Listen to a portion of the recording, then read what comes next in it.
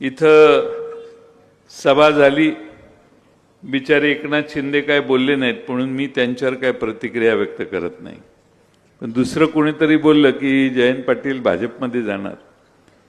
आता 10 पक्ष बदलून ह्यो बाबा तिकडे गेलाय, तो आता मला म्हणतो भाजपमध्ये जाणार। भाजपलाही माहिती आहे की ह्यो कुणाचाच नाही। त्यामुळे अजित पवार आणि आमचा पक्ष आम्ही एक करणार होतो ही वस्तुस्थिती आहे। आणि त्यासाठी माझ्याच घरी 10 बैठका झाल्या आणि आम्ही जवळपास ठरवलं होतं। दुर्दैवाने त्यांचा निधन झालं।